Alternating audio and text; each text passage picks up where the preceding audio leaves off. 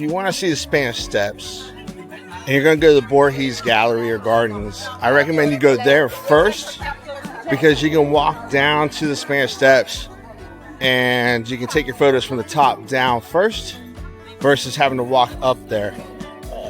That's a lot of steps and it's super crowded. And just be prepared that if you want to take a photo or a video, you're probably going to have to take 3, 4, 15 because everybody and their cousin just wants their photos. They're not paying attention to what other people are doing. So you'll see.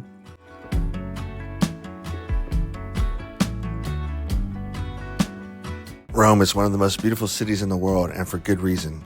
From the amazing architecture and mind-blowing artwork to the wonderful food and wine, Rome really has it all. And one of the most famous sites in the Italian capital is the Spanish Steps. These steps are a true marvel and attract millions of visitors from all over the world every year. So whether you are coming to Rome for the first time or are a seasoned traveler, the Spanish Steps are something that cannot be missed.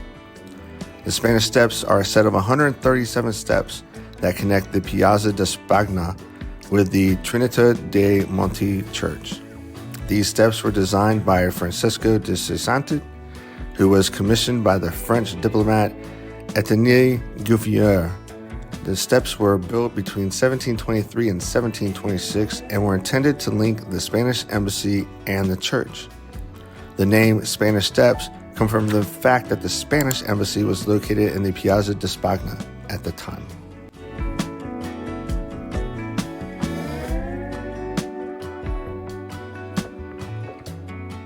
The Spanish Steps are a true masterpiece of Baroque architecture and are a must-visit attraction when you are in Rome.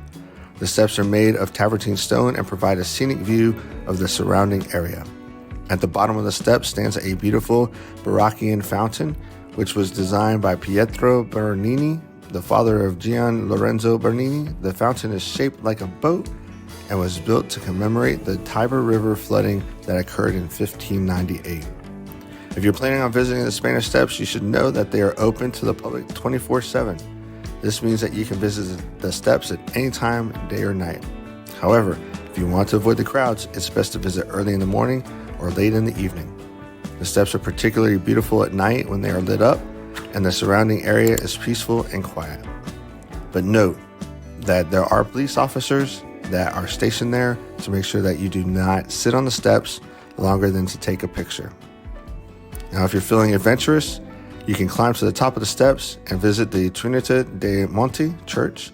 The church is a beautiful example of Renaissance architecture and is home to some of the most beautiful artwork in Rome. The church was built in the 16th century and is dedicated to the Holy Trinity. Now, the Spanish Steps are undoubtedly one of the most beautiful sites in Rome and are an important part of the city's history and culture. So whether you're coming to Rome for the first time or returning for another visit, the Spanish Steps are definitely worth seeing. Make sure you take the time and explore the area, as there is no shortage of things to see and do. From the beautiful architecture and artwork to the delicious food and wine, Rome truly has it all.